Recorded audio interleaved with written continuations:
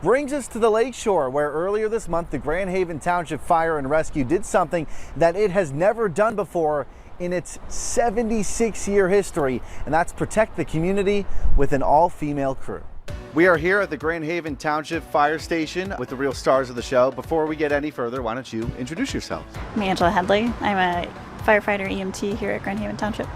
And my name's Sean Schrader. I'm the fire chief here. Let's go back to August 2nd, a big day for this fire station.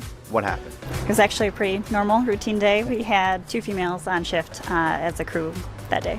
It was actually a pretty exciting day. The week before, I looked at the schedule and I noticed that we had 2 firefighters obviously on shift. We normally have 2 firefighters on shift 24/7 to provide coverage for the community. Looking at the different team members and stuff like that, we just noticed that it was Angela and Sloan were on shift. And I was just trying to think back in our history, have we ever had 2 female firefighters on shift at the same time? And we hadn't. So what happened is the 2 full-time personnel had taken some time off, and Angela and Sloan backfilled that shift. So we went ahead and posted a picture on our Facebook site, just kind of to time stamp that moment in history for our fire department, and it kind of blew up, and which is a great thing because we're really proud of all of our members of our department. You're downplaying it. You say it's normal, but it's something that hasn't happened in the 76-year history of this fire department. Obviously, you've got to focus on your work that day, but have you either then or since then taken a step back to think, oh, you know, it's pretty cool to be a part of that history? It was fun to see that Facebook post, the thanks and congratulations. The amount of people, especially the amount of women who commented on it and said thank you and this is great and we really like this. So it also showed me personally that people want us as firefighters, they want us here, we're definitely part of this. A lot more men are doing this job more than women, and the numbers show it. There's 88% of the people in this industry are men, 11.8% are women. Are you surprised by those numbers, and also why is there such a big difference in those 2 numbers? You know, certainly I think it's always been, traditionally these roles have been held by males, and right, wrong, or indifferent, that's kind of how it's been. We have same requirements for all of our team members in this department. No matter what gender you are, you're passing the same tests, you're going through the same schools, you're expected to do the same job, and all of our members just do it to a very high level, and we're really proud of all of them. Is there anything that this department is doing differently than other departments out there to recruit and hire more women? You know, I think we look at each individual application as they come in. It's about serving the community, serving each other, and kind of creating that atmosphere of delivering a high service to our residents and also taking care of each other. I mean, that's really what we're trying to do here. How did that day on August 2nd go for you and your partner? It was good. I was really looking forward to working with Sloan.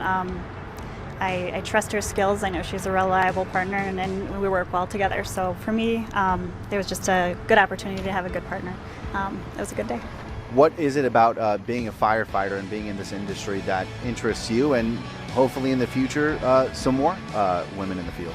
I personally like the mental challenge, the physical challenge. It's different every day, so I do enjoy that. I think it's great for ladies and girls to see us in this field because they know that they can join as well. I think that's part of your statistics that you were talking about earlier. Just seeing each other in this role shows that we can encourages more people. What about any young women or other, even adults who are considering maybe this as a field? Do you have a message for anyone out there?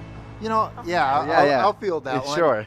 Being either a firefighter or a part-time firefighter, especially part-time firefighter, you're juggling family, you're juggling other commitments, and it's a very consistently inconvenient job. That's what I would give it. With lots of training, lots of time commitment, but at the end of the day, I think there's just great satisfaction in giving back to your community, being a part of a team that really cares about each other, looks out for each other, and being able to do a challenging job that is much needed. And for me personally, it's just been certainly a privilege to not only serve people like Angela and the rest of the team, as a chief, but serve our community. I think that brings me a lot of satisfaction. And obviously the community appreciates what you guys are doing as well. What does the full team look like here? This department, we're made up of 7 full-timers, so we constantly have 2 people 24/7. And then I work Monday through Friday or as needed. Like and you then, said, consistently inconvenient. Exactly, because you never know when that pager is going to go off. Yeah. We have 26 part-time personnel that backfill shifts, come in when we have calls that demand extra personnel on scene. This department's really busy. We're a growing community. We fortunately have really great support from our community. It allows us to provide a really high level of service. One of the examples is we're licensed to the paramedic level, which we're the only department in Ottawa and Kent County that's licensed to the paramedic level as far as a fire department. So we can really bring the highest level of care recognized nationally right to our patients at their bedside or when they call while we wait for that ambulance to transport that patient to the hospital. Well, and speaking of that care, you might have a good perspective on this. Does the care get impacted at all depending on who is providing it? Like, for example, do female patients respond better to women who are taking care of them? We have noticed a few times where maybe somebody has a preference over a male or female caregiver. We're just as equally qualified and can give that care, but sometimes people do have a preference. You know, I look at it, we have a very short time to gain that patient's trust. And sometimes they might feel comfortable with, you know, somebody like Angela, Sloan, Carrie, you know, one of our female firefighters that are on scene, just because they just feel more comfortable. Or they might feel more comfortable with, you know, one of our male team members. So really, it's about that team approach and delivering that high quality care to them and getting their needs taken care of. 76 years, first time something like this has happened. I imagine it won't be the last time, though. It certainly won't be the last time, and I'm just so proud of our team here.